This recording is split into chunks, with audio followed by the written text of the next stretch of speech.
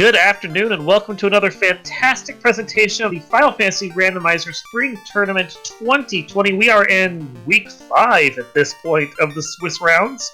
Got a match here between wildham and lifereboot, two of our 1 and 3s looking to try and score one more win, fight their way into that last chance qualifier for a chance to make brackets. I am Dark Mooney X, joined in the booth by Sunny. Sunny, how are you doing? I'm doing really well today. I'm actually kind of happy about this one because lifereboot is one of the first guys I cast originally. It's going to be a fun one. It's going to be an interesting one just with what's online here. Got Harm 4, Quad X, Fast, a little bit of a stutter there from Wildham. Hopefully we haven't already lost his seed. But it looks like lifereboot's stocking up on Quad X's and Fasts. Quad X isn't a bad spell, should be able to take down Garland, but it's not damage. I mean, really, they don't have a choice but stock up on black magic, because as we can see, there is not a single white magic user to be found. Oh, well, you are correct. I mean, long term they can get a knight class changed and use that, but I wouldn't be class changing for Harm 4. By the time you can actually use it, it's already useless. Lifereboot already making their way up to the Temple of Fiends, getting a creep. Hopefully can get away from this creep. Creeps don't seem to hit right now, that's nice to see. And they're going to go over and check treasure chests. Meanwhile, Wildham looks like they're doing a pull for some of them imps. I don't know how I feel, honestly, about the early imp grind. I've seen a lot of people go for the imp grind in the Swiss, but it just seems like it slows you down. Sunny? Yeah, I haven't seen a whole lot of good things come out of imps lately. As a matter of fact, I haven't seen a whole lot of good things come out of anything in this early game. I do know that some levels are required to an extent, but at the same time, you just really don't want to run into, say, a pack of imps with crack. It's very true. I mean, by the time you've taken care of Garland and you've sailed your way over to Provoca and fought those pirates, you're going to be level 4 or level 5 anyway. The extra level you get off the imps for how low it is doesn't really feel necessary. That is true enough, but in regards to those pirates, we don't have any AoE yet, so we're really kind of hoping to find something over there in Provoca. More than likely we will. And the nice thing about pirates is that they can have at max, I think 12 HP, and they barely hit for anything. I don't think the pirates themselves are going to be a big issue. It's just, what comes before that. So we got the bottle and the ruby. Ruby is really nice since it unlocks 2 extra checks that we can do once we're out of the Circle C, but bottle isn't really useful right now, and we're still trapped here because we don't have a... Yeah, I think we kind of blinked and missed a black mage telling Garland to sit down and shut up. I mean, when you got Quad X, that's pretty much what's going to happen.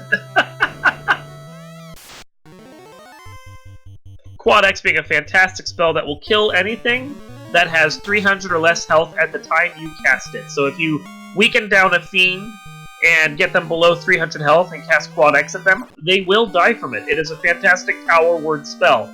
The trick of it is, of course, that the undead and other not-living creatures like golems and I believe the mucks and slimes are resistant to Quad X and they don't feel it at all. And chaos cannot be brought down by Quad X. So there are some limits to this spell, but otherwise it's fantastic. Also fantastic, the slab sitting there at Matoyas. One of our 3 loose items counting. Hey, can't hardly argue with having a loose item that quick, even if it is relatively useless until we get the floater out there. It, like the bottle, does nothing for us at this particular moment, but once you can get out to Melvin, you can get translated, and once you can finally get up in the air, that's 2 quick checks with the bottle that you can do. Fire 3 and Warp and Brack, I would take all of those from that that black magic shop. And we see Heal 3 and Life in slots 4 and 3 respectively for white magic. What does that mean for a knight exactly? Well, they can learn everything at the level 2 slots. Everything there that's available. So for the knight, that means that once they class change and get some of those levels under their belt for spell charges, they're going to be able to cast either of those spells if they want. Now, they're only going to have 4 charges total. That's the max that a fighter can get. So whether or not that heal 3 is really valuable to you, and right now life is the only life spell you know about, that's the question. Do also get the adamant from BK the Pirate. And I haven't seen Bicky have very much good luck here lately. Most of the seeds I've seen, he's just been reduced to a canoe because somebody went and stole a ship. Cough, cough. And at one point, he tried to upgrade to an airship. He had a floater, I believe, this last seed I saw. But now he's just trying to build something from adamant, and we're just stealing his raw materials. It's like the concrete canoe. I'm thinking he was going to have it forged into a canoe, and it would have been just fine, but then you were rude and came in and stole it. Like, the heroes, they pay no respect, I swear.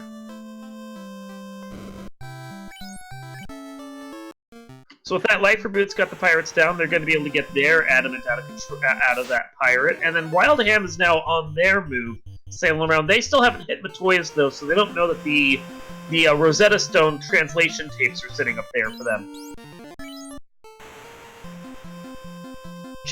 Looks like he's going to find out really quick here, though. Very quick. Matoya is a check that you should make in these flags, no matter what, even if you don't have the crystal. And I say that from experience, having gone through a seed where I didn't check Matoya, left the canal for 45 minutes while I went off and canoed everywhere, and I paid for it afterwards. Our streamer, Caleb, can attest to that, because he beat me by a good margin because of it. So yeah, always when you're playing Swiss flags, always make them Matoya. Yeah, that's a habit I haven't gotten into myself, because I feel like it's a waste of time to go up there if you don't have the crystal, but at the same time, I will go check dwarves without adamant TNT or a key, so... I'd make the dwarves play in an instant right now because of that adamant, but yeah, I will not check dwarves until they're the last check on the table. So, yeah, I feel it, I understand. Sometimes you really want to fade a spot, but the way that Swiss flags are set up, like everything inside the Circle C is extra important right now until you find that canal. Now, on that same token, I am definitely on Team Always Marsh. You can have Marsh. I'm never going there. After I saw one seed where there was just a loose key sitting in the middle of Marsh, I'm definitely on Team Always Marsh, because I can't risk that. Oh, my last race had both the floater and the rod loose in the bottom of Marsh, and I still won't go there. Marsh can bite it as far as I'm concerned. Hashtag never Marsh. So while we were talking about a place that should have a lot of plants, Wildham turned in his adamant and got a plant of his own. The herb? He got the herb from the blacksmith. That's nice. That seems to chain in really nicely since Elfland is just right there. That is a benefit of the way that the Swiss flags are set up, is the fact that you're trapped here on the Circle C. And there's a lot of turn-ins around the Circle C. Astos with his crown, Matoya with her crystal, Prince with the herb. So when you get stuff like this going on, you find that you get a lot of fetch quests that just lead to other fetch quests, and you can get a lot of those turn-ins done early and effectively. It's especially nice when you consider the fact that we also have XP bonuses going on. So the more of those key items you turn in, the better your XP is going to be afterwards. So Wildham has just showed us exactly why this is a sunny steed.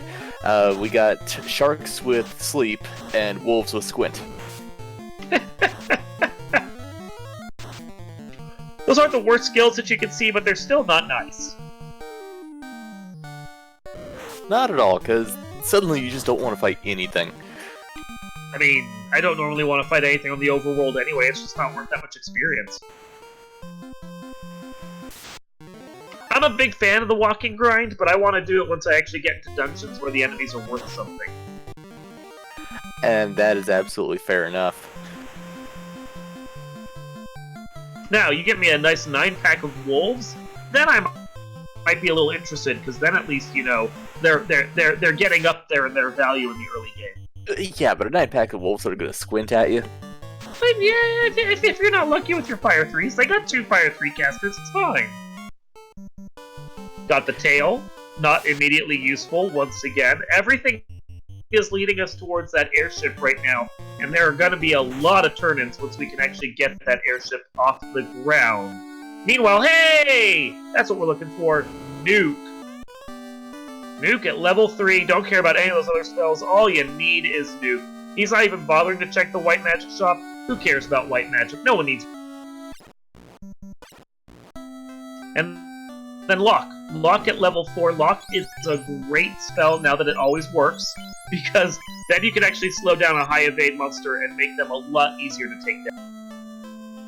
Yeah, Tiamat and Chaos come to mind there. Yeah, you get into the late game themes, and Lock is a super useful spell. Lock and Lock 2, of course, although they seem functionally the same when you're only fighting one enemy at a time. We did get a quick peek at that level 3 white magic, Invis 2 and Fog 2 in there. I think that might be a pretty happy night later. Yeah, Invis 2 is going to be really nice for them. If they manage to find the white shirt to go along with it, they can get a couple quick charges of that cast all at once from casters in a particularly nasty battle. Only downside of it being night only is the fact that if you also find the defense sword, you're more than likely just going to use the defense sword instead. So those Invis 2 charges are going to sit, like, a little unused. That's the kind of thing where you kind of wish you had a red mage in your... Yeah, but I don't think red mage was ever really on the table for these two runners in particular, given how they drafted. I mean, it was up to the lifereboot to pick it, because wildham went 2 black mages, so... And we do see lifereboot taking a quick trip down to Marsh, making me very happy. Well, I think they have to at this point. They don't have the key. Yeah. They've already been to Matoya and to the 2 chests of dwarves. Marsh is the only play left, sadly. And I mean that. Sadly. So we are probably we're gonna either find a loose canoe or a canal in here, I'm pretty sure. Could be both. I mean, you're here, unless you find the item right here at the top, I'm gonna check the entirety of the bottom that I can, because I don't want to fade something. And, you know, accidentally, and then realize, like, 25, 30 hour later that I have to come back and check it. Now, I want to point out something that lifereboot did. This is just something good for you new players when you're here. When they went into that room, they walked up and then over, instead of walking over and then up. And you might think, that doesn't really matter. Who cares about that dark room? Which, I mean, fair. Except that you really should care about a little thing like that in this particular game. Final Fantasy has this weird thing in the original game where walls with doors built into them have no encounters across the entirety of that wall. So if you go into a room and walk up before walking over, you're getting a whole lot of extra encounters from that overwalk you don't need. Whereas if you walk over across the wall before walking upwards, you can skip some potential encounters and speed yourself up just that much. That is some excellent duck food for thought. It's something that even I will still forget from time to time, but you know, it's a habit you got to get into. You're in a room, walk across the wall. Don't expend extra steps if you don't need to. So we did see a pro ring coming out of the top of the marsh, but not a whole lot else interesting. And lifereboot reset out of it, because I can't blame them. They saw pro rings for $6,000, I think, over at Provoca. Like, that's you'll have plenty of money. Pro rings for $6,000, that's fine.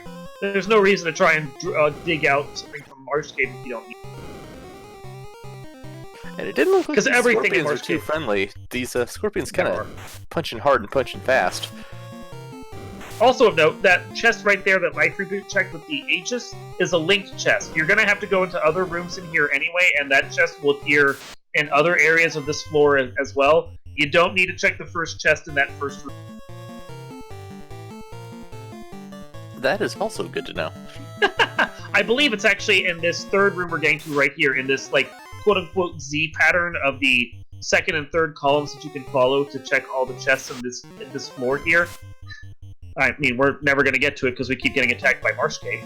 But, so it's the one right there that's empty. That's the Aegis chest that you just saw.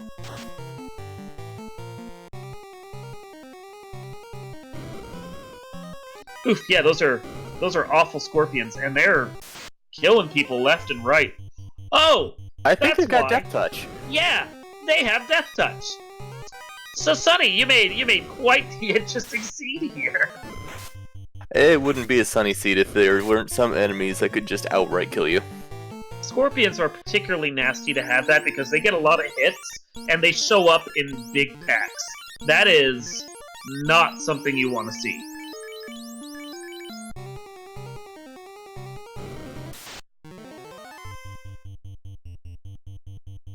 And let's just add some insult to injury and have some lobsters down there while we're at it. You know, honestly, at this point, I'm taking lobsters over that anytime, especially since they can kill.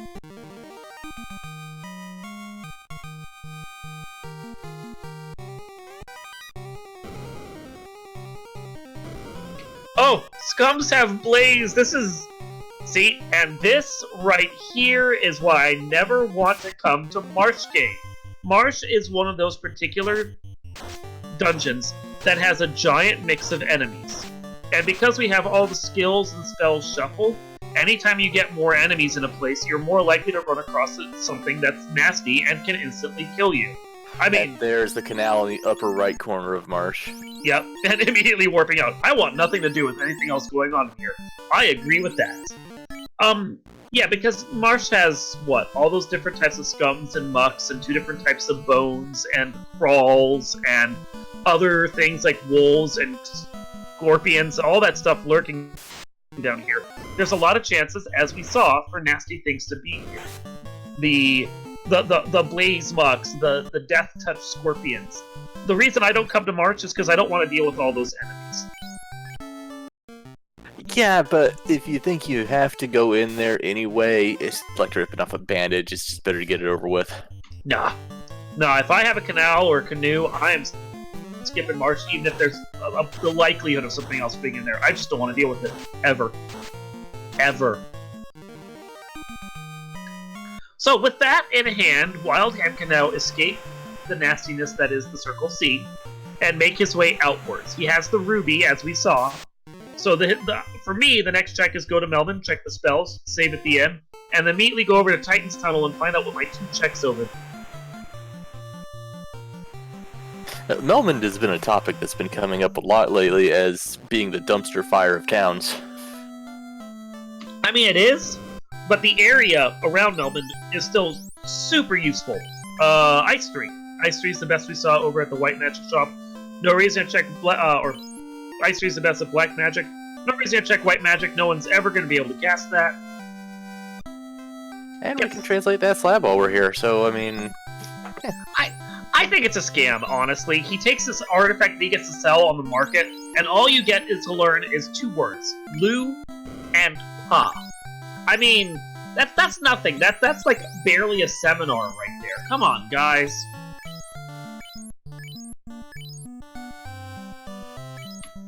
And how often do you get to use that language, really? You like, go to one place and you use it once. Yeah, no one else cares about it. No one else was like, hey, we learned this ancient language of the Lupas. You want to speak that with us? No. I mean, it's fine for talking in code with your friends, right?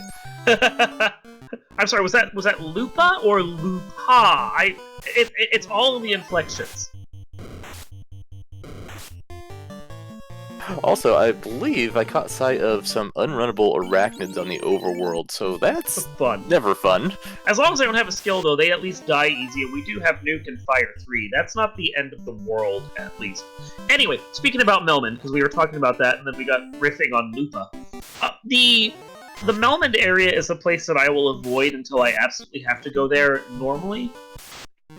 In most flag sets. Swiss, though, because of the emphasis on Titan's Trove and that ruby being actually useful, and the fact that, you gotta get that canal to get out, so more than likely you're ending up with the ruby before you leave. That seems to happen a lot. It feels like the value of the Melmond area has been greatly increased with... Now, you know what would be incredibly lucky for these runners is if the canoe and the floater were both just right here at Ruby. I wouldn't be surprised to see at least one of them floating around here. But that was not an intended pun, but I went with it. Silver bracelet's nice, don't have to buy that. Oxyale's less nice. No one wants to go see right now, they're too low level. I mean, ooh, that's a fun pack right there. Ghouls getting drop on you. Thing about it is, though, that's an 8-pack, which is worth decent experience for their low levels, and they have Fire 3. That's a pack that will die real easy if you get the cast off. Yeah, it's just, past experiences. I've seen those packs have some terrible, terrible, terrible things. Nothing quite like getting good 6-7 Geists dropping on you with, like, cremate. I mean, benefit is, at least we know they don't have Blaze, more than likely, or Death Touch. Yeah, I'm just about over Death Touch already. I mean, I can't remember how many creatures in the game actually have Death Touch, but, let's hope it's not that many more. So we've got Crystal there. That means, we get to sail right back into the Circle C again. Clearly, we were never going to be done with the Circle C. And the way luck tends to go, that crystal's probably going to lead to a crown, just to keep them around that much longer. I'm okay with that, though. If it leads to crown and crown leads to key, that's at least more checks we can do there and get a bunch of freebie treasures out of the way. I would not complain about that. Wildham, being wild over here, going to go check the Earth Cave. Would not be surprised to see him do a full top clear of it, get all the stuff from the first floor, and then maybe go hit those encounter tiles in the Hall of Giants to see what's available for a grind. That is a very bold move. You never see this happen, really, because Earth's just such a pain in the ass compared to Volcano. Volcano's got that huge item density. Correction. I believe it's a pain in the ass. Yeah, that sounds about right. With those asks being the first things. Depending upon how the seed lays out for me and where I have to go, I actually don't mind this play. I will occasionally do it in practice seeds that I've done. I haven't had an instance to actually do it in a Swiss actual Nats, but the benefit of this is depending upon the spells you have, and they have Fire 3 and Nuke, they can check what's at the grind tiles, and Nuke will take out a lot, especially when you have 2 casters. These Naochos hopefully didn't roll high on health. 2 Nuke casts, and you can get some good health if they'll actually roll properly. There you go, see? And that's a nice chunk of experience right there off of that tile, already level 9. There can be some good grind tiles in here you can work off of, which is great. There might be a treasure in the first floor that's worthwhile. I wouldn't go deeper than that, but you're right in the area. Why not just do it? Now, this might just be... Oh, Stone Touch! Okay, so never mind that. Forget everything you were just saying for just a hot second. The basics of the check are good. I don't know that I'd stick here on this stony nacho platter, though. Especially when you can't... Oh, it has to lose all that experience. That's tragic. You were gonna say? Wow, what was I gonna say? Sorry. Stone Touch was important to discuss. Yeah, no. It's like I was... Oh, hey, look at that. Our second loose item is a TNT. Yep. And, so, as we were saying earlier, just can't leave that inner C. Nope. It's part of the benefit of that first floor check. I don't hate the first floor check, especially when you know that they're good grind tiles. The Naruto's being on that element tile, though, is an interesting point, because if they want to go check the second floor, what I call the little treasury there, that's like 4 chests guarded by a door with an element right in front of it, they're going to have to get past those stony touch Naruto's right there, which honestly means that they're probably going to want to go buy some soft potions. These asps are cool. Yeah, I was going to say, speaking of a pain in the ass, Squint and Lit 2, those are not fun. So, go get the TNT, warp out, be done with this place. This is not worth it. So, nobody told me that Marsh extended that far out. I know, right? So we've got the Marsh extension complex right over here. So this is the West Campus. And also, I was mistaken earlier. It's the Gerwolves with Squint, not the regular wolves. Giving you the evil eye right there. The Cobras, by the way, in case you hadn't noticed, are super ambushy. They haven't luckily been like the asps that rolled like every nasty spell you can think of. But that's still an encounter you get in like packs of 6 to 9, and they'll just waste your time right there. Oh, a ribbon. Okay. Earth is loaded. Yeah, suddenly I'm liking this play more. It might be a gamble I need to start taking into consideration.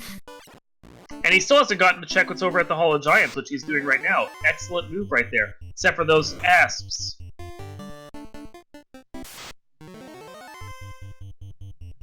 Ghouls, those aren't worthwhile. And he runs, and...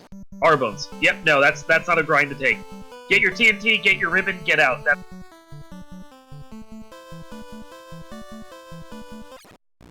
Okay, so now we have a crystal to turn in at Matoya. We have a TNT to turn in with the dwarves. I wonder what's going to come out of those. I still really want to see a floater right about now. Well, and note that Wildham has not yet checked Sages, which could also have an item. So that's 3 checks on the table still. That's one of those things where, yeah, you do the crystal play, you do the slab play, not slab play, you do the crystal play, you do the TNT play, you go and do the Sages play, and between all of that, more than likely you're going to end up with the canoe and the floater. I think that's basically guaranteed. Well, speaking of the devil, and it shall appear, there is the canoe from the TNT. I don't even know how that works. It's the crate that the TNT came in? I mean, it's either that or it's a motorized canoe, and the motor just happens to be explosions. It's using the exhaust from the explosions to propel you. I mean, that sounds fantastic. Let's have that.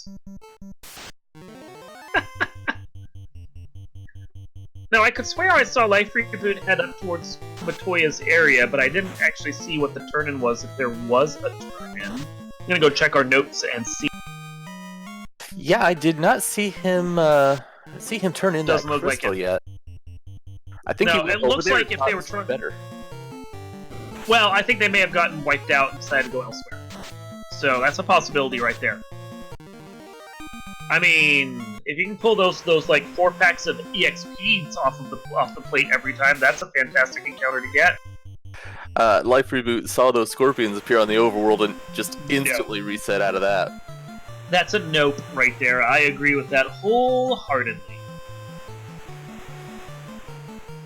Frying up some of those trolls and meat holes. Yeah, that encounter pretty much sums up most of the seeds I end up getting. It's a whole bunch of troll and bull. Resetting away from the pedes, that is still surprising to me. They may be ambushy, but I would still take that. So we got the chime. Chime opens up the bottom half of the Sky Palace. Have we seen a vendor item by any chance? I didn't happen to take note of that. No, I haven't seen it yet. I don't check and see if they checked Crescent Lake, but I haven't seen it in the other 3 shops that we can do. There's the power bonk, which isn't immediately useful, but is kind of a nice item to have. Still kind of wishing we'd had some progression, though, I'm sure. You know, usually I'll try to come up with an explanation for how these drops got there, but I got nothing for a power gauntlet on Sages. Yeah, no. Well, when you have the canoe, you really just want to see that floater show up soon. So the trolls are hitting hard. That's not fun. Ouch! There goes that. You know, I just saw the price of softs. These are the cheapest softs I have ever rolled. Where are they at? They are $150. Ooh, that is lovely. That's a good price for that. Most of my softs end up over 1,000, so I mean, I'm really happy to see them that cheap. So Wildham did his turn-ins, hitting around the Circle C right there, and while he's here in the area, wisely he decides to go and use the canoe to get in the back way of the river system to get over here for the Sages. He's obviously hoping that the floater sitting somewhere over here,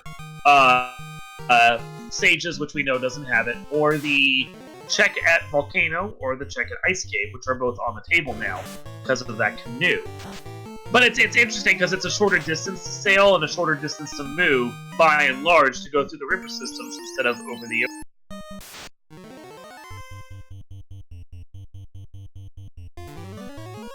Plus, he's taking a walk and grind and just getting a ton of experience in the process. You can never complain about that. I mean, you can, it's just not going to do you no good. So these hydras always scare me because they hit like a ton of bricks most of the time. They do. I don't like seeing hydras on the river. I do, however, once I'm actually going through Sky Palace, I love seeing the 4 packs of the red hydras because those are worth a good amount of experience, and by and large, it feels like they fall over real easy.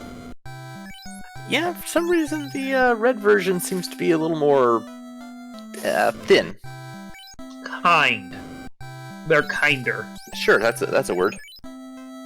Nothing really of merit over at the magic shops for level 6. Nothing that they're going to need to go by. Personally, I don't bother paying much attention to magic after level 4, level 5, maybe, depending upon what I have. Like, it takes so much more time to just scroll down to those spells that I don't even want to bother with it. Now, I mean, that's fair enough, and you don't get enough charges to really make it worthwhile. That said, if the devs would put it in where you could scroll upwards from level 1 and go loop back around to level 8, I'd probably be more inclined to buy some of those spells. Like, it's just, I don't want to do all that extra menuing. I'm really lazy. It's almost like you're trying to drop a hint for any devs that might be watching this particular broadcast. The devs don't listen to me. Lifereboot sailing northward. Where are they headed? I am curious. I want to know. Not going to Volcano or Ice Cave, which seems to be a wildham's play. You don't suppose you could be heading to Mirage, do you? I mean, there is a group of people in this community that will go sky, sky, sky, sky, sky, the second it becomes available to them. And if Lifereboot feels like Wildham is a strong enough competitor that they need to take some gambles against him, then this is the kind of gamble you make. You make the Marsh gamble if it's on the table, you make the Sky gamble if it's on the table, and you go there as soon as you can, because you just need to figure out a way to differentiate yourself from your competition. Also worth noting, he does have a light axe, which is kicking out decent damage, and can kill a bunch of the undeads you might find here. He does have Fire 3, which is also very effective against some of the enemies that are here, and he has Nuke, which, you know, is effective against everything. You know, I don't disagree with the Sky thing. I guess I'm on the whole Sky train there, but the item density is feels about comparable to walking into the Volcano Armory, so I really can't disagree. You just walk in, grab your stuff, and run. The density is the same, yes, but the, but the fact is that the enemies are worth a lot more here if you're killing them than they are in Volcano. So if you have a choice between the two, because of how long it takes to sail up here in comparison to how long it takes to canoe over to Volcano, I can see making this play. Good experience, good items, already pulled out a Zeus Gauntlet here. I don't hate this. This is an intriguing play. And it does look like he danned off that thief, so, you know, more experience for his black mages and fighter, right? Yeah, no one likes the thief. Thief served his purpose. Might change his mind if he happens to pull a katana out of one of these. Do find the opal armor, so the second that we can class change, that fighter is practically in best-in-class gear at that point. Yeah, we already pulled the Aegis shield out of Marsh. We got some opal armor. We just need, like, Excal, Vorpal, or Mossmoon. I think we're golden for that fighter. Yeah, I mean, as soon as they get their Go Mode items along with that, I would take any of those swords. Excal, Maza, Babies for Sword. I'd deal with any of those. Just, like, at that point, I'm like, I can greet and go and just be on my life. I even have a ribbon now. This is practically... So, I'm just about thinking that maybe Vanilla Floater. We're getting to that point. It can't also, Blizzard Wyverns. It can't be a Gaia, and it can't be at the slab turn-in at Lufane, because you need the airship to get there, and it can't be locked behind itself. So, hey, Darkman, did you see that? Do you see what I see? What do you see? I see a floater in Ice Cave. Oh, did you know? Was it the vanilla one? I believe that was just straight plain vanilla. We did already find both of our loose items, so like it kind of had to be. Well, that's a great move for Wildham, and if I were him, I would just skip right out on Volcano, and not even bother going over there after you're done with Ice Cave. You got Floater, go turn in the Floater, go do your other checks, your Cube turn in, your Bottle turn in, and then follow that up with the Ordeals and Waterfall if you have to. Get your key items out of the way that you need, which they still need. The cube, the rod, the key, and the loot. Get all of that out of the way as soon as you can, and then that way you don't have to do any more checks than you need to finish out the seed, and you can just go.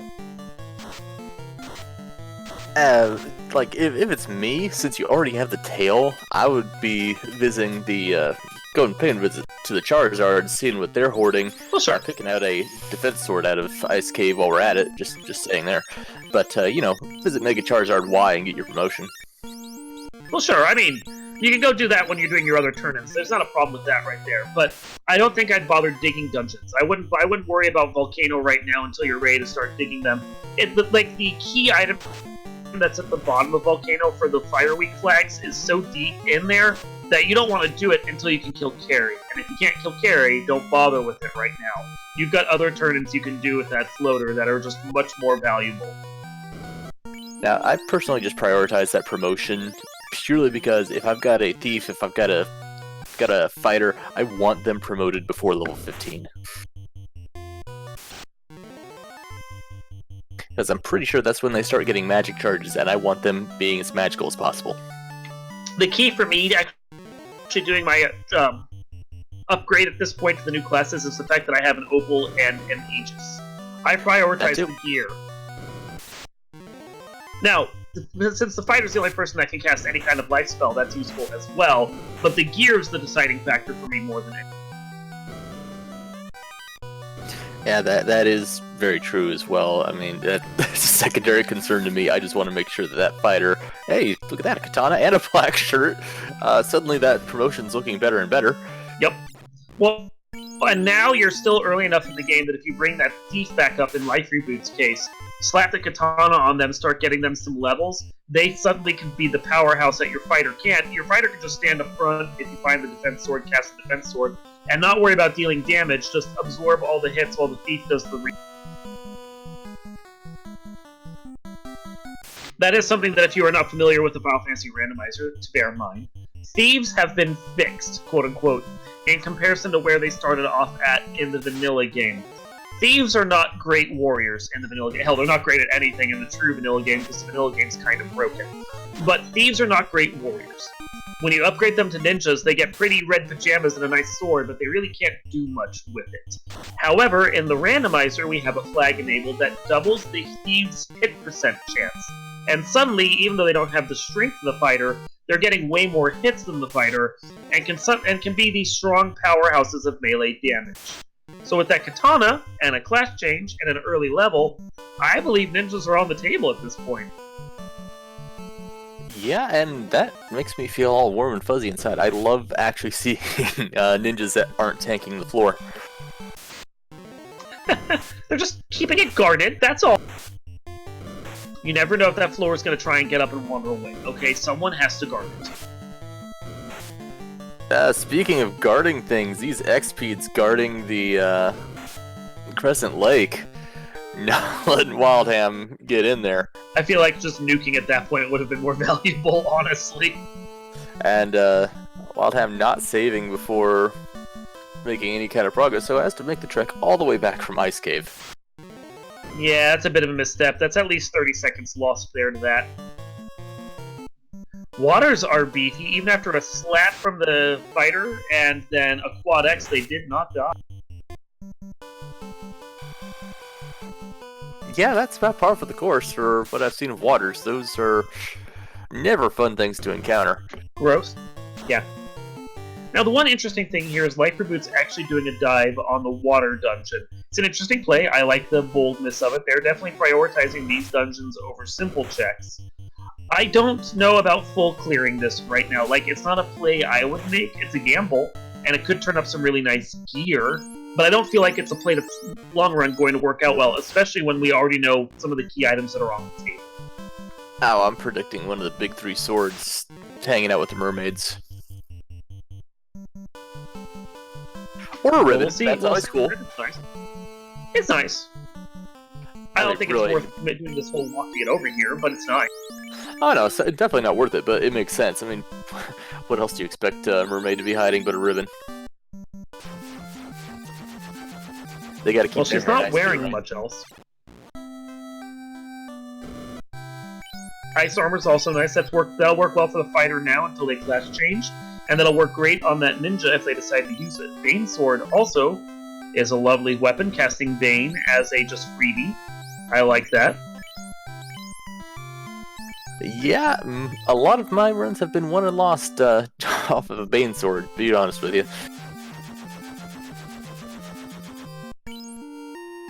Wildham did get his airship, so he's up in that wild blue. Gonna pay a visit to Gaia right out the gate. Turn in that bottle, I guess. That's the play I would make. Popping his head in on that level 7 magic, seeing ice and sleep. So nothing worthwhile. That's great. I mean, when you already have most of your good stuff... Oh, a rod for 41,500. So that's what I was hiding. I mean, it's not something I'm going to necessarily want right this second, but at the same time, it is really nice to have it out of the way. Because now that's one less key item you need to do. Our math is now saying that there's only, 3 left on the table we really have to care about? So... 2, because the fairy had a key. Even better.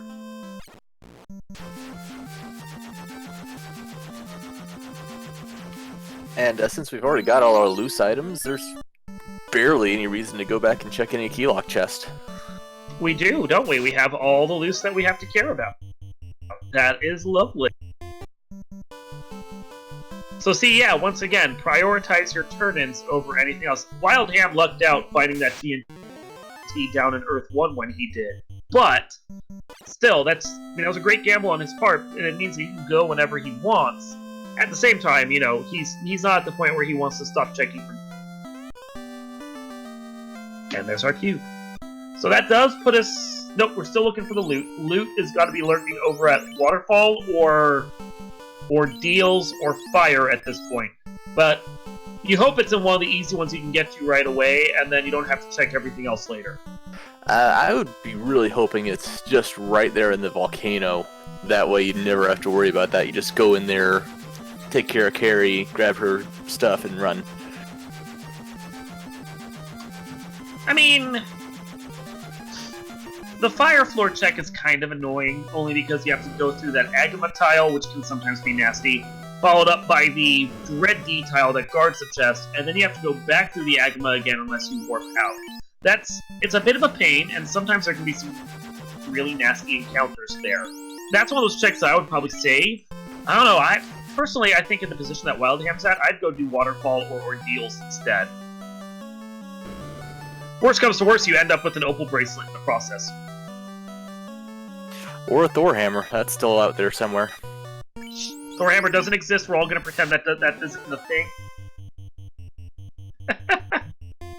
Thor hammer is a useless piece of garbage. Let's never discuss it again. Hey, I've had runs where Thor hammer is my only form of AoE for half the game because all my AoE is like level 6, 7, or 8. Mm-hmm. I've seen that. Of course, those are the times where you really want it, and the Thor hammer sitting at the ferry after you've already moved on past the point where you need that anymore. I hate the Thor hammer so much.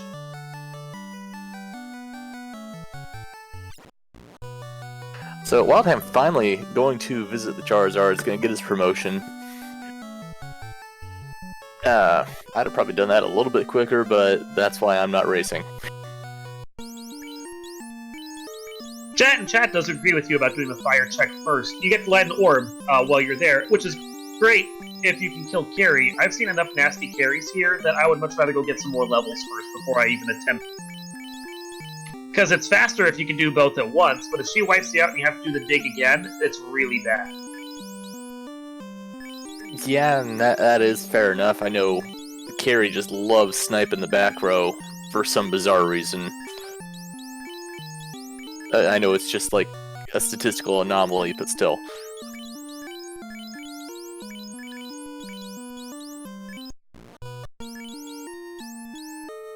That said, of course, if I was over in that area and I hadn't decided to immediately fly off after getting the floater, Volcano would not be a terrible play to make right now. Like, especially if you don't have the loose item, which lifereboot doesn't, there's a lot of good checks you can do there in the process.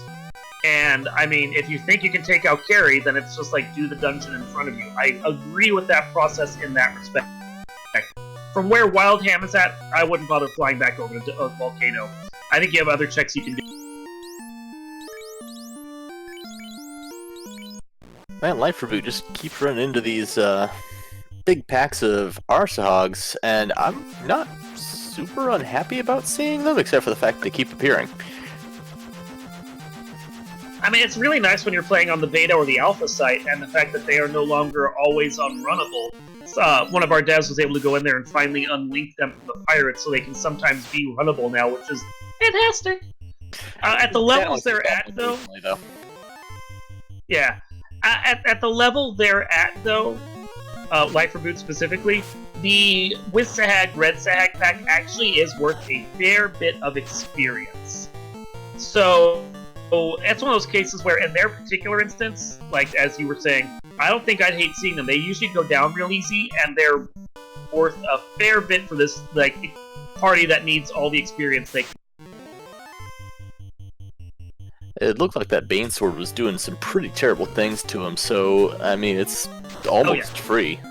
Well, the Red Sahags are an enemy you encounter on the early ocean area. They're a beginning game enemy. They're not going to have the MDF to shrug off a Bane.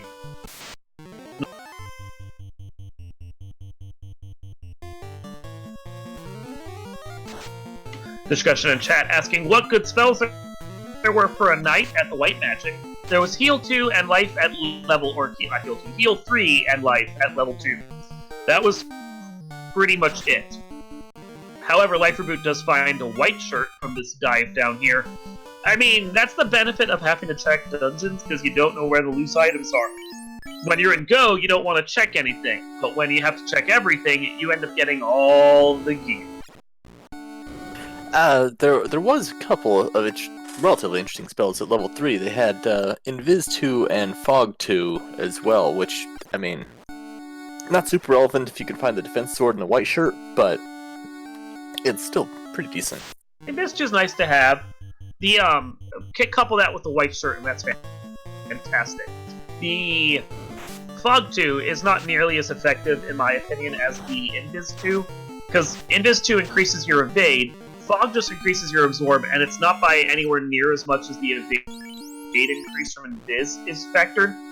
And it's kind of one of those things where it's like, you can cast a bunch of Invises and never get hit, or you can cast a bunch of Fogs and get hit, but maybe get hit for less. Honestly, the best defense for me is just not getting hit at all. Yeah, and sometimes getting hits in general is just going to be bad news. Cough, cough, scorpions. And then Life Reboot warps out of sea. Brack, I want to say, was at level 3 or level 4 for Black Magic. If they have Brack, I would have just gone down and tried to do the Kraken play. Get it out. Oh, by the way, sharks have frost in addition to sleep. So, yeah, those are fun to encounter. Edge Figure on chat letting us know that level 2 had the Brack, so they should have plenty of charges of it if they bought it. That is, like, Brack makes the scary bosses from Sea and Sky Palace a lot less scary, since they're weak to it. That is, or weaker, I guess I should say is the right way. 25%-ish chance, like, I would take that every time, and that puts them on the table for me the second you have that.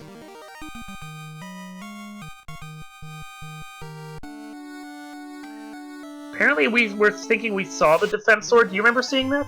I do remember seeing the defense sword. Don't remember where. No, wait, I do remember where. It was in the six-pack room in Ice Cave, I think. Excellent. So, yeah, that eventually they'll have that, and that'll be worthwhile. But I mean, that's one of those things. It's like once you have that, that's fantastic to have. And the way Life is clearing stuff, I'm pretty certain they're going to get it.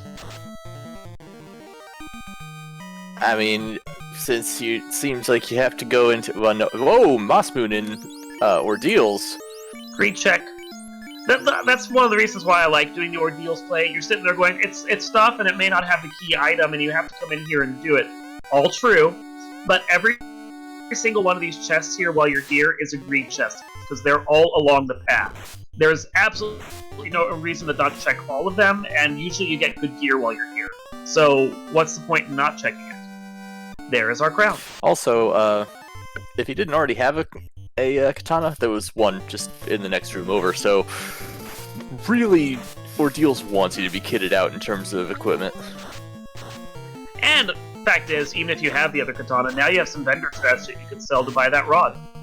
Oh yeah, that just happens to be a sword-shaped pile of gold. Yep. Let me just take slices off of this for you and give you all the gold it's worth. So there is the TNT for Life Reboot. They can do their turn in now. Which... That was the canoe. Excellent. Yeah, Life Reboot is on his way to getting airborne because the canoe will eventually, hopefully, take him to Ice Cave where he'll find the floater, and then the floater turns into the airship and he can go wherever he really wants to while getting squinted at by Gerwolves. Interestingly, they're already starting to run. They have, like, no morale to them. They do have plenty of health, though, because the Fire 3s were not doing the task.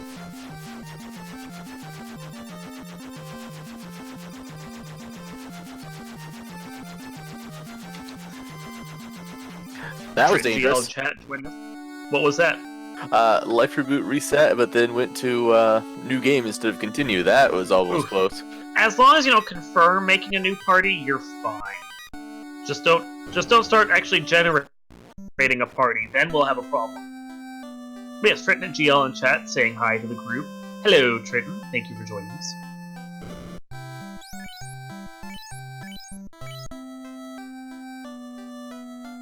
Wildham coming back to buy some more spells. Yeah, he also did check the Elf King's shed. So, I mean, I guess just while you're here, huh? Oh yeah, no, while you're here, and if he has other checks to do around the Circle C, there are plenty of good treasuries here just to get some extra stuff. He is still looking for that ribbon, he's still looking for an endgame sword, because he doesn't want to just have to swing the defense if he doesn't need. Also picking up the lock spell for all of his black magic casters, including the ninja. I would too, that's a fantastic spell. Sitting there thinking about his armor, thinking what he wants to do. Doesn't think he wants anything from there. Wildham's taking a moment. I'm going to assume consulting his notes to see where he wants to go next. Besides the clinic. He almost did what I do and just walk right past the clinic, go out there with some dead party members. I'd rather be alive. Yeah. Sooner or later you'll have life on your knight. You can pick him up eventually, I'm sure. It's fine. Speaking of white magic, did he go visit the level 3 white magic shop and get some stuff for his knight? He got Invis. I think Fog 2 was not knight learnable. So now we have the loot, and that, once you buy that rod you know is over at Gaia, that puts you in go mode.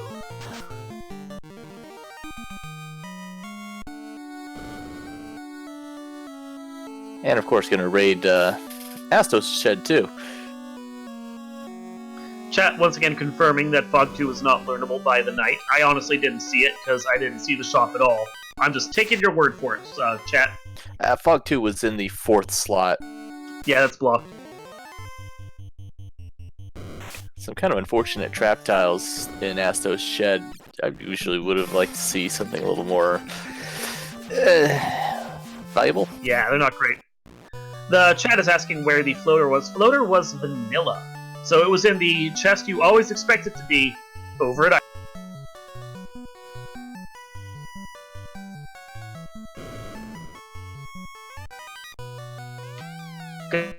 Gonna check what the dwarves have here. Gonna find themselves a gold bracelet. That's nice. Don't have to buy another one.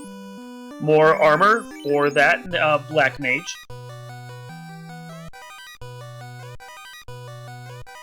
Some money, some items, an ice shield, which is nice. An X-Cal, there's your endgame sword. Not the best oh wait, he already had some houses, so we already had an endgame sword. But, I mean, that X-Cal is good for a lot of the bosses that we have right now. And he can basically do Mazza, X-Cal, Katana across 3 of his warriors and let them just swing. Gotta like that. And then, you know, move the Mazza over to your fighter come real endgame when you're doing the last couple.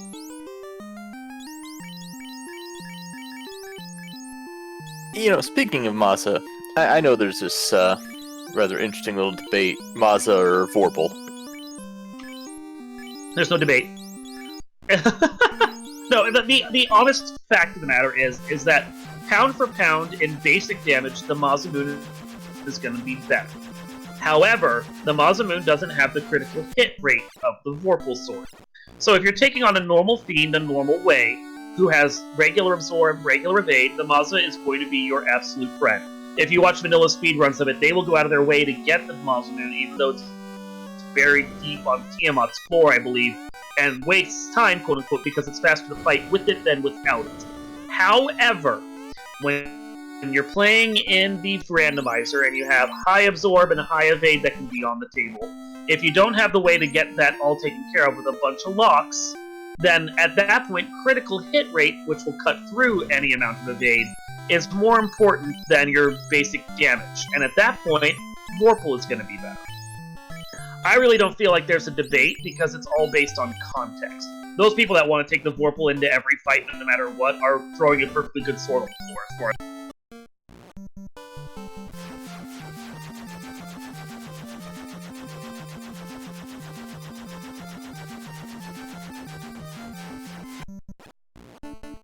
But I am intrigued by...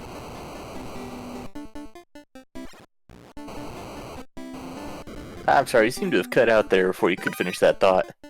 I'm not sure which thought we were saying. You were intrigued by something. I was intrigued by your thoughts on the matter. Because, you know, I blabber if I'm given a cue, and I'll just talk incessantly, so you feel free to talk. Well, we are checking one of what's become one of my favorite places to find loot in the Volcano Armory.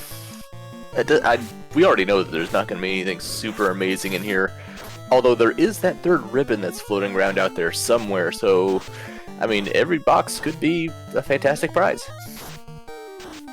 I like the treasury. I will always check the treasury. Always. I mean, it probably costs me, but I will always check it. I mean, it's right there.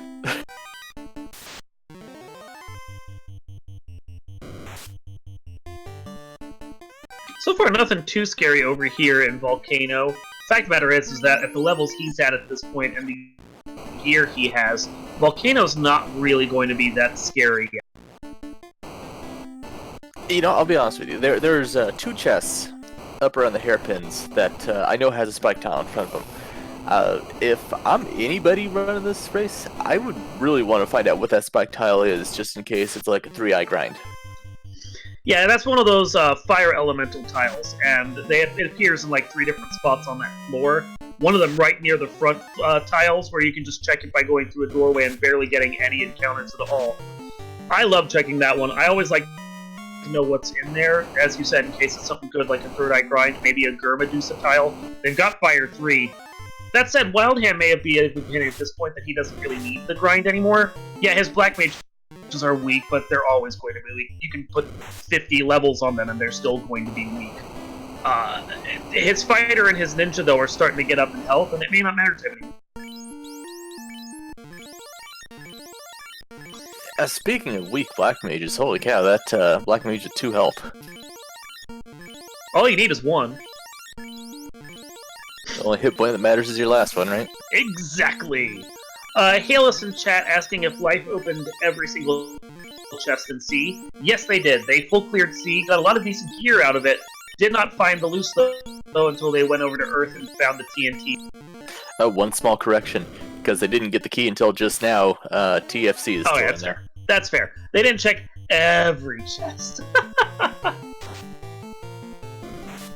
Checked every chest. Every chest that matters, at any rate. I mean, what could be lurking in there that they'd really want to go back for? We already know there's 2 ribbons on the table. We got an opal, so the dragon doesn't really matter that much. They've got 2 different endgame swords plus the defense. Like, there's a 3rd ribbon. Now we know where our 3rd ribbon is, so that's completely off the table in general. So yeah, so it's one of those things that, you know, yeah. I don't think there's anything that can be lurking in TFC you care about. It's probably just like the heal pot. That would be about the right amount of luck. Just something completely nonsense that you go up there and it's like, well, okay, this is now the most valuable heal potion in the world.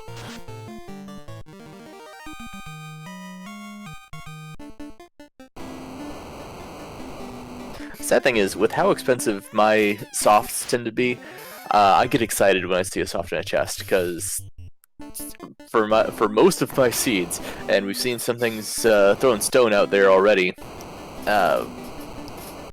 softs are better than gold. Vital. Of course, this seed doesn't matter so much because softs are only 150 gold as opposed to 1500 gold, so I mean, you know, it's not quite as good, but still, I like seeing softs. And at about almost an hour in, Wildham pulling carry 1, our first fiend fight. Already cranking out solid damage against her, though. She's not going to have very much longer to... Speaking of.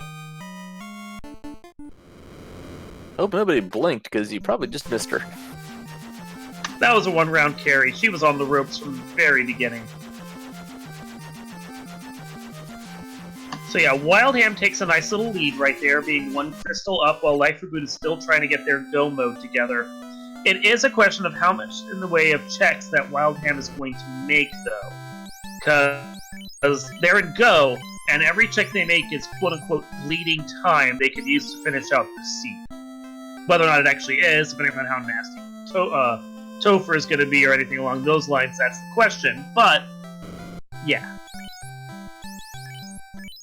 And we do see Wildham making what I consider to be the smart play, loading up his magic users in a more immediate sense, rather than waiting till about to go into Topher and keep picking up everything then. It's a play I like to make if I'm in the area. I don't tend to do it unless I'm right around here, but while you're here, doing it is just fine. You want to maximize what you can do with what you have. Oh, Fade was over in the 3rd slot of level 1. I missed that. Somehow I always manage to miss Fade, even when I'm playing the seed. I believe that was night learnable. I'm not sure. I missed that too. If I saw Fade, I'd have been a lot more hyped about getting the night. It's only 4 charges when you actually get them fully leveled for it. And it's one of those things where it's like, it's a great spell to have, but when you can crank out 600 damage with a sword swing, Fade is less valuable. That said, trapped in a pack you got to escape from, it's a nice backup to have. And it is night learnable, so no complaints there. I mean, yeah, you can swing for 600 damage with a sword, but that's only hitting one thing. So, I mean, I always want for AoE on a knight, I'll always hand them like a mage stick or a Thor hammer or Zeus gauntlet or something, at least to give them the capacity to hit more than one thing at once.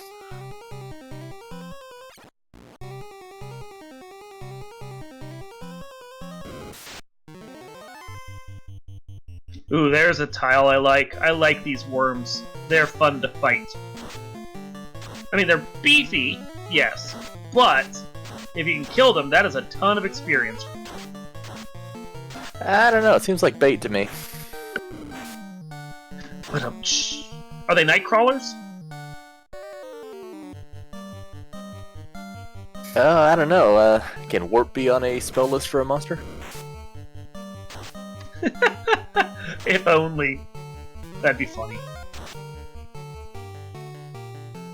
Yeah, I mean, this particular fight, because of how beefy they are and how much they have to, how much they're having to work for it, not exactly worth it, like, the time it takes. On the flip side, his fighter's now level 22 because of it, so can't say I completely hate that.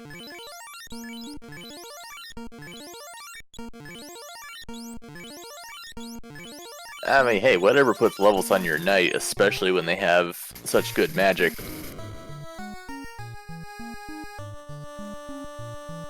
Not even gonna bother checking the greed chests up in sky. That's, well, hey, well, there's an eye. There's an eye in the sky. Okay, there we go. Big Brother is watching. No, I think, like, the layout of Sky is a pain to check. There are some good greed chests up here on level 3 if he's still, like, desperately searching for some gear, which I honestly don't know at this point what he could be looking for.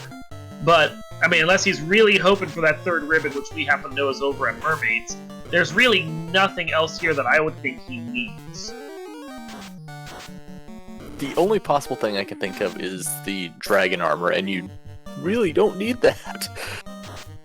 It's helpful, I mean, you slap but you a don't need ribbon it. on the opal. Yeah, no. You slap a ribbon on the opal, and it's the same thing. Like, the only thing that dragon does is give you 2 extra protections. That's it. For my money, I'd just be in go at this. Now, the sad thing is, I'm a completionist. I've got this leave no chest untouched mentality, so this is why my times are so god-awful. But I don't think you can afford that kind of mentality when you're in a race like this. No, yeah, you have to leave chests unchecked. You cannot be that much of a completionist once you hit go mode. He could have been in going about 10 minutes ago at this point. 5 certainly when he got some of the gear he was looking for. I struggle to agree with this check. Like the one on the left side, I could kind of get, because that's where the next floor is going to be. It's just kind of right there. You may as well. Yeah. Greed along the path. That's been a meta for the tournament since the first tournament of Final Fantasy Randomizer was ever run. It's right there. And I like checking chests in general in Sky, because the levels are so good. I just don't know in the position that he's in, and if I would do this particular play. Groggy Dog informing us in Twitch chat, he's only got chain armor on the knight. He picked up Opal. I know we saw him pick up Opal.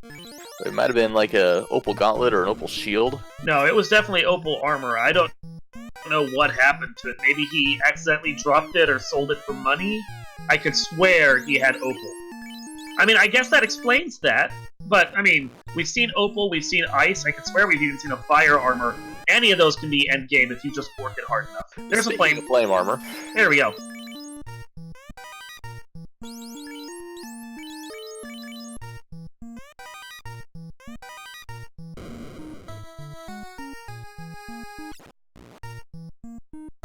And everyone in the chat is like, okay, wildham, move on now. Time to go finish the... Yeah, I mean, if you're in this position, you have at least half decent armor. You can make up for everything else with Invis 2, I think. Yeah, Invis 2, defense swords, which he also has. Flame armor I can see going for, you want that, especially if you have, like, silver ice shield to go along with it. Slap a ribbon on. Might not be as good of defense as the Opal or Dragon, but still good enough. But, yeah, no, like there's nothing else you need. You just need to go finish this scene now.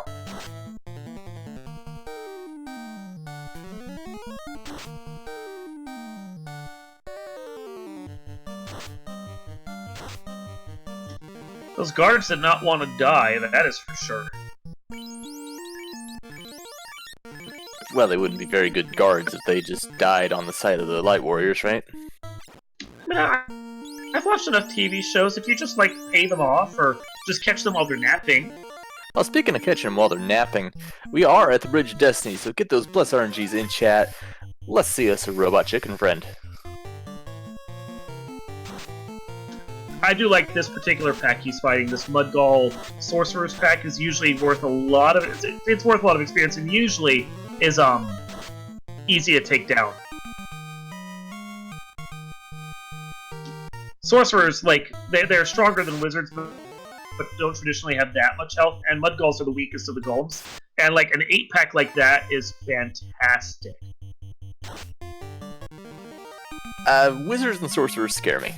I'll be perfectly honest with you. Purely because I've run into enough Blizzard wizards and sorcerers casting unfriendly things. Blizzard wizards is fun to say, though.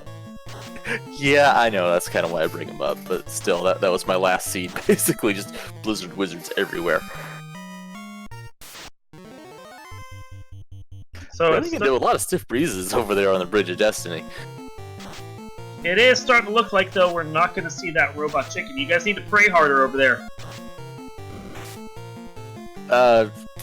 Really stiff breezes. These are some durable airs. I'm trying to come up with a joke. It sounds like funny, just think about it, like a stiff breeze that's basically made of concrete, but I can't get a joke out of that. Well, they're just blowhards. Thank you, there it is. And we have pulled Tiamat. So we're going to see exactly what the strategy is here. It's a Brack. And a Fast on the Knight, which makes sense because you can swing away with them. The second Brack, and a Broken into Pieces, and we don't even get to see the Knight swing at all. That is all she wrote. Tiamat is down. 2 orbs. 3 orbs on the board? Yeah, it's just 2 orbs. It looks like that water orb might be a mistake. Just say, I didn't think we saw them fight Kraken yet. Oh no, trust me, you'd have heard what is becoming my trademark line for Kraken. Fair enough. So yeah, 2 orbs on the board right now. And we are going to see what Wildham decides to do next besides revisit Gaia. Oh, Still get the rod. need Right, the rod. Okay, still needs the rod. Okay, perfect. Wildham, you're keeping better track of this than I am. Well done.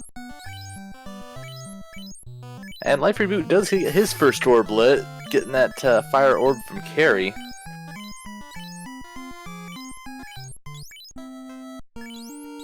Life Reboot has a lot of ground to make up, though. Still doesn't have a cube, doesn't have the crown. I don't think the crown led into anything, did it? Oh no, the crown led into loot, sorry. So, yeah, it has a lot of ground to make up.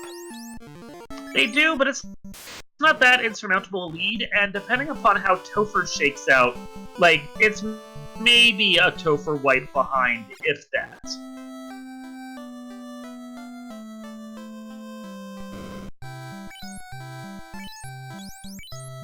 There's Lit 3 and Temper on level 7, so that's fun. Well, the nice thing about having 2 Black Mages is that even if you don't get a ton of charges on each of them, for that Temper, you're still going to have combined plenty of charges. I'd buy that just to have it, keep it in my back pocket, and if I find a boss that's particularly nasty in Topher, I have a couple Temper charges I can use. You have that along with the Power Bonk, that can help you cut through some stuff.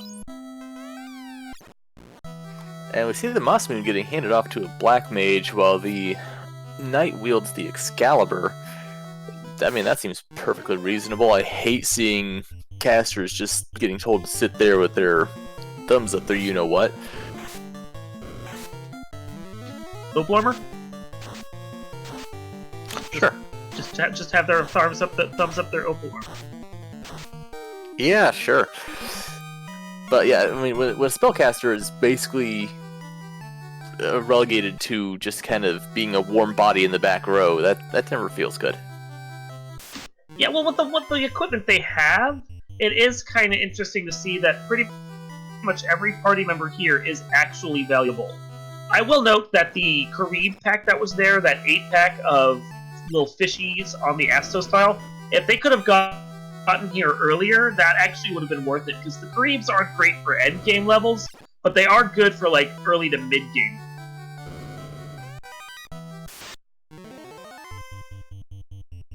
So, remember how we were talking about the Wizhog, Redzog packs aren't always unrunnable now? Fooled me. Oh no, we're not. That's on the beta and alpha site. It's going to be here, like in the regular site right now. That change hasn't been pushed over yet, so they are always going to be unrunnable right now. But once the next release of the randomizer comes out, then that should switch over, and they won't always be at that point. Because the Final Fantasy Randomizer is constantly a work in progress. If you're interested in helping your time or seeing how it's developing, come join our Discord. You can find all of that and more at FinalFantasyRandomizer.com. Nice plug. Thanks. Bust out that radio voice I don't use very often.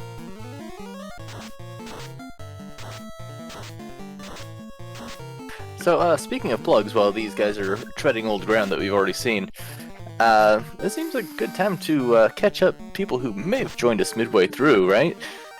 Sure. You want to do the recap? Or were you hoping I would? I was kind of hoping you would. I'm too engrossed in these like unholy packs. You interrupt me in case something important happens on stream, like Wildham fighting Kraken. Meanwhile, I will go through the basics of everything that's happened in the seed so far. Starting off and fighting off with Garland, you then were able to go to the king and get the cube, and the princess had the canoe. The princess didn't have canoe. Princess had something else. The canoe came from later. The king had a bottle, and the princess had ruby. I'm in the wrong chat. Hold on. I was doing something. I was in the wrong room. Okay, let's restart from scratch. I am sorry about that. That was on me. Okay. King had the bottle and Sarah had the ruby as soon as he fought them. That sounds much more accurate because we were still looking for the canal at that point. Once you could move around, you go talk to Bicky. Bicky had the adamant. Taking that over to the smith's herb, and then the elf prince, once you turned that in, had the tail. So again, nothing immediately useful, but good to have in the background. Searching around further, once you found the canal that was sitting over loose at the bottom of marsh, and meanwhile the first of our two looses was over at Matoya's cave, which was the slab. Yet again, not entirely useful. We do have a Kraken poll real quick here. So, we get to find out if... I'll shut up. we get to find out if Kraken's packing anything. Well, so far just a bunch of buffing and some bracks that didn't land.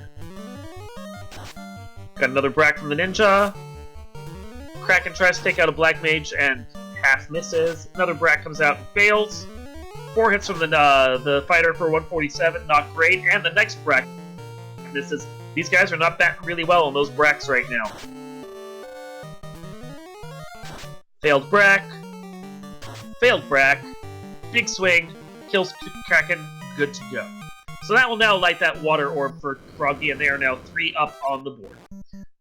As I was saying, once you could get out of the Circle C because of that canal, you can go over to Titan and get the Oxyale, and then Sarda had the Crystal, which you then have to sail back for to go turn that into Matoya for the Chime. Meanwhile, if you decide to go to Earth Cave and check out the first floor, you can find the other loose there, which was the TNT, and that TNT would then lead you to Canoe, opening up much more of the world. Crescent Sages only had the Power Gauntlet, the Power Bomb as you like to call it, and Volcano only had the Thor Hammer, which our tracker Groggy Dog was very nice to write down here for me. Going over to Ice Cave, though, got you the next big piece of progression, which was the floater, sitting there in its vanilla chest. Turning that in for the bottle, now that you had the chance to do so, you got to get the key. The Lufenish people with their slab had the cube. Ordeals had the crown, and Astos had the loot, which was all the go mode we needed at that point. Good to go. And there is your That sounds like a very concise version of events. The one place we haven't checked is Waterfall, but we know that is the Opal Cheerio at this point. And with the black shirt, 2 golds already in their inventory, and the fighter armor, it doesn't feel all that necessary to go and get that opal. Now, I mean, if you really wanted to push, like, the fire armor over to the ninja and use that opal, that would be something you could do. I think it's actually slightly better armor, all things considered. But Groggy would have, or Groggy, that's our tracker. Wildham would have had to do that when he was over in the area, and he went and fought Kraken and didn't care about it. So, no, that's not happening now.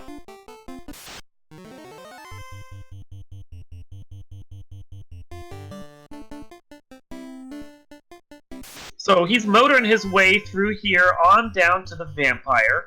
Soon enough we'll have that check done and probably already disappeared past it.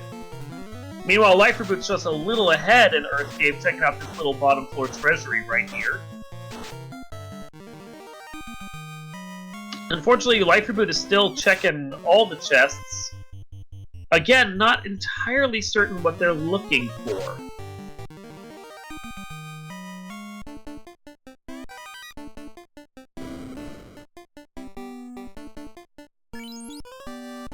You know, I like to call that vampire Count Chocula, just because he seems to go down about as well as the cereal. Oh, I was going to say because he's only around for a limited time. For that. Thank you, thank you. But it also sounds funny when you go check Count Chocula's closet and find money. Thank you so much. So Lifereboot's coming up here, gonna check out Lich, gonna get their second orb lit, hopefully. It's unlikely that Lich has anything nasty, but there is still a nuke on the table that could mess up this day. Wow, Lich actually survived a nuke and a swing. Like, the 3 swings and a nuke and, like, nothing. That is a very beefy Lich right there. Wait a minute, could it be that Lich is actually a boss? He lasted a round and a half. That is more than Carrie lasted. I think we have to give him that designation. Someone out there, make a ribbon for it. Lich is actually a boss. What the heck kind of Twilight Zone universe did I walk into? Carrie's a speed bump, Lich is a boss? What the heck?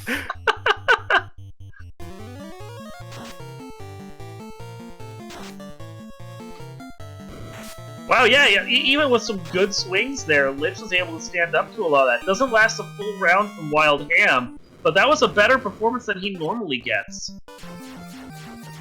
A+ effort there, Lich. Good job. But the entire foundation of my reality has just been shaken. And with that, Wild Ham is actually done with all of the orbs he needs to do. Looks like he did a quick check to make sure he had all the gear he wanted, all the items he needed. He is sitting on 98 heal pots, which should be more than enough at this point with what he's rocking out. So he's just going to burn off his houses, which was a fair bit of them. Does put the heal pots in position, though, to be used very quickly from the menu. And now he is entering, and at 1 hour, 20 minutes, 41 seconds, he is the first to officially enter the Temple of...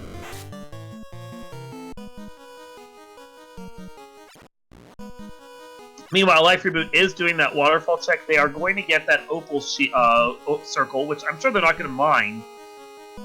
But I'm still trying to figure out, like, have they just forgotten how many loose are out there? I know lifereboot doesn't have the loot yet. I mean, most of these come in off turn-ins, though. They got the slab first, and they have the TNT. And he hasn't been to Ordeals to get the crown in order to get the loot. Okay, that's fair. So yeah, they're just doing a normal check here. Okay, that's good. That works at least. It might also be, like, in terms of just checking all the chests, we know that Masmoon and a Katana are hanging out in Ordeals, and since he hasn't been there yet, he's probably still looking for him. Which is a fair point. Still looking for some endgame swords. I would have to feel, if I was in these shoes, I would have to feel really behind at this point, though.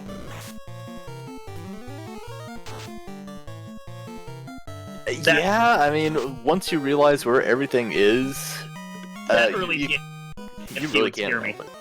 Yeah. Question in chat about what level Wild Ham is at right now. I think mid-20s. Ray Fates Caleb, our streamer, saying somewhere around 24, which is about what I was thinking. The health is high enough that it's more than likely at that point. However, this Chimera pack right here could help to, like, show us. Well, one of them's at level 25 for the second Black Mage. That's... I mean, I don't think it's enough health on the Black Mages to survive, like, being knocked over by a nuke, but... Oh, that's not enough health on the Black Mages to survive anything that might actually be on a Fiend 2 script, like Tornado Swirl, Nuclear Nuke. They're not going to survive. Do a callback and be like a stiff breeze. Yeah, well, certainly not with that first Black Mage right at the moment. Thinking 25 to 27 for his warriors right now.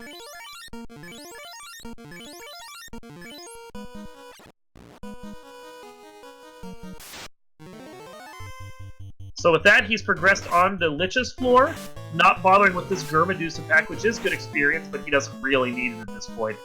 Mid to high 20s is, like, overkill for the scaling we have in the Swiss flags. Would have sucked if those Gurmadusas had something unpleasant, though. Yeah, but gets past him, gets a nice long run, and now we're up to Lich 2, casting out a nuke for 252, followed up by the Thief, who does 5 hits for 390, and then the Fighter, 5 hits for 680.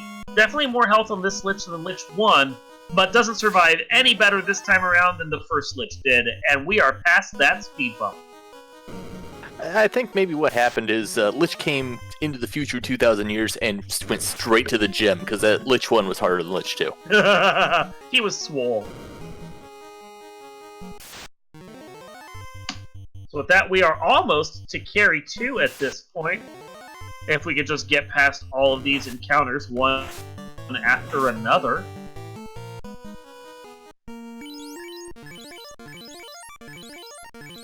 Here we go. Ooh, doing a little bit of healing. You gotta respect Carry 2. Carry 2 can at times be a gatekeeper. Sunny, take us away. Alright, so pulling Carry 2 looks like gonna go fast on the Knight right away. 10 hits for over 900 damage, and Carry 2 is already gone. That was a domino right there. Tink! And gone. I mean, that's the benefit of, like, when you have plenty of fast charges. If you can just throw a fast on your warrior for each of these fights, you don't even have to worry. Like, as long as there's no absorb on the boss, that boss is gonna fall over real quick. Yeah, I hope nobody's blinking on any of these carry fights, because if you blink, you don't even realize carry's there. That is definitely what you want out of your speed bumps.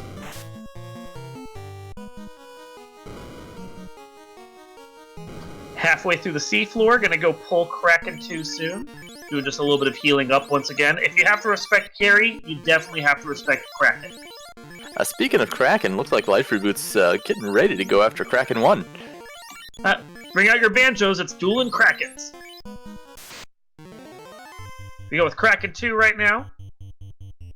Trying to decide what exactly they want to do. Looks like it's going to be a fight, and a defense sword, and a fast cast.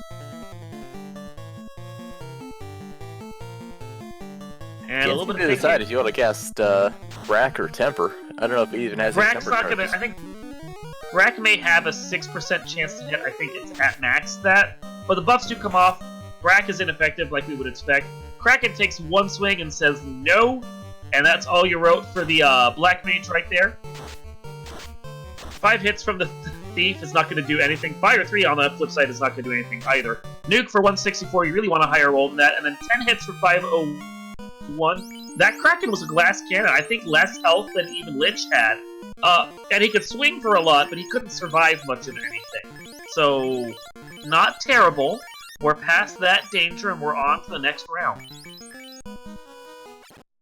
I'm actually a little bit surprised, because most of the time there's like 3 bosses in Topher. You got Kraken, you got Chaos, and then you got whatever unholy thing actually isn't a boss. It is rolled something unholy.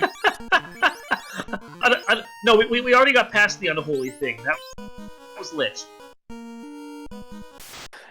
Because he's undead. Yeah, I get it. Yep, okay. I mean, there could have been scorpions in here. Those definitely felt unholy. That's the real end boss. There's just a 9-pack of those. 9-pack of those that get turn order. But we do have Tia 2 surviving 2 Bracks now, and bringing out the nuke. Yeah, they're gonna... Again, it's not a high chance for that Brack to hit. Nuke is terrible to see, but also at least it's nice because you know it's one less thing that might show up on Chaos. Wow. So again, not much help. We had Cyan Veo in chat asking who had the ability to cast Life. We only have Knights in the party that can cast White Magic. Thankfully, Life 1 was available at level 2. We did not see where Life 2 was, though. Largely because it's irrelevant, because Knights can only learn up to level 3 White Magic. Meanwhile, we've got a Kraken 1 pull over on Life Reboot's side.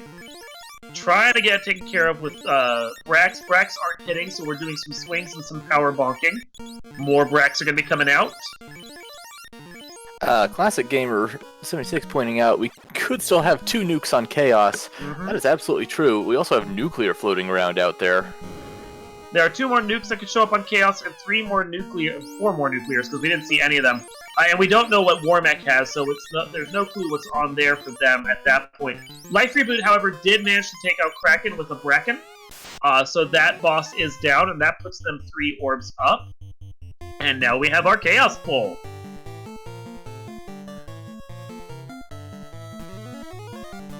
We got Temper Charge out on that Knight. We got Defense Cast from that Knight to keep him alive. Lock Cast comes out, try and make Chaos a little easier to deal with. Chaos comes out swinging, does not knock down that Ninja, and the Fast comes out for the Knight, so that's all a good portion of the buffing they're going to need. And we're going to start another round. You have to respect Chaos for all these buffs and debuffs that is getting thrown out. So, another Defense Cast, another Lock, 2 more Tempers. Warrior's good to go. Lick 2 comes out, is not going to do much of anything. Yeah, 21 against that Fighter, and the Fighter's the only one we care about, really. And with some more buffing, it looks like we're finally going to try some swing. Another temper comes out. Good turn order there. Chaos has the Cure 4, but we haven't even done any damage yet. And one hit! One hit! And Chaos is immediately down. That was it. Swing, swing, buff, buff, buff, buff, and a single tink. Chaos is down.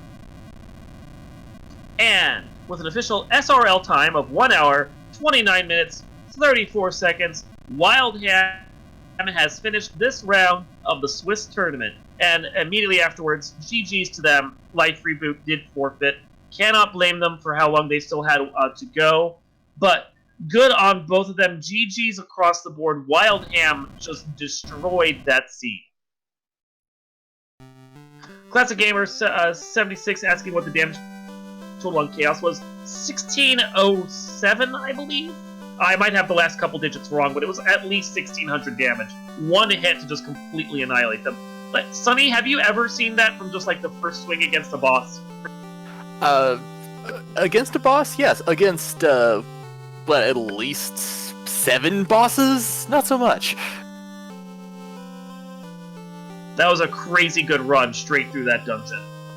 This was, I'm pretty sure most of the Fiends and Chaos himself were actually cardboard standees. So, we are joined in the booth right now by Life Reboot. GG's Life Reboot. That was a hard seed for you, and I think it really... I mean, I want to hear your thoughts on it, but I think a lot of it comes down to just where that TNT placement was. Yes, without a doubt. If I didn't last location TNT, then I probably would have stood a fighting chance. I'm guessing Wildham had gotten to it much earlier than I did. Yeah, they checked it when they were in the area for the Ruby turn-in and just did that first floor check to see what the tiles were that were available, and they got it at that point, and it just kind of took off the seed for them. Wildham, GG, we're just talking about that early TNT pull for you. Yeah, that was quite the lucky break there. Yeah, it just changed everything, knowing where both lose item was. It really sped things up, yeah. So, for both of you, thoughts on that seed? You broke up on us there. What was that question? Hey, just want to know your thoughts on the seed. Not a terrible seed. It's just I like I said, I last location the TNT, which led me to full clearing C, which is something I do not like to do. And I cleared out the bottom of Mirage, so that must have put me significantly behind. It did delay you some. I think the full clear of C was another one where you lost a few minutes of time right there. I think it was just having to full clear so many because you didn't know where that TNT was from the outset. There was a lot of little places where you probably lost time overall. You still were like 3 orbs up by the time that Wildham finished. Like, I don't think your performance overall was bad. I think it was just a little bit of bad luck there. I agree. Bad luck and one good gamble. Yeah, well, I guess, I mean, I was a bit low on level, so if tougher was going to be a bit more gruesome, I could have lost a bit more time there. Could have changed stuff also a lot. And to be completely fair, it seemed like most, if not all, of the Fiends and Chaos were just cardboard cutouts today, just not putting up much of a fight at all. Yeah, no, I mean, I mean, with the Mesa, I mean, the Knight was going through them, no defense at all. So, yeah, it helps. It helped things a lot. Where was Massa? Where was it? Masamune and Katana were in the Temple of Ordeals. Right. Yeah, Ordeals was pretty stacked. And you had to go there anyway because it led to eventually to, I believe, like the loot from its turn-ins. So, yeah, Ordeals had Crown, and then Astos had the loot. So one way or the other, you're gonna end up finding your way there. yeah, it was eventually going to be required. Right. I was in no mode, but had not collected all my items to go.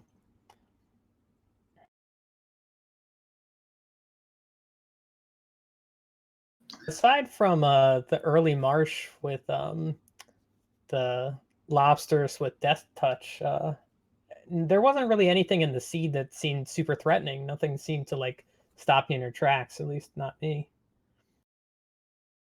Yeah, some of that early stuff did seem pretty threatening. You had the scorpions with Death Touch. You had the Gerwolves squinting at you. The sharks putting you to sleep and turning you to stone. It seems like some of the early stuff just did not like you. I don't know how much either of you actually saw of any of that, but like some of that early stuff is unfortunate. Just a Yeah, little but bit of roughness around the marsh dive.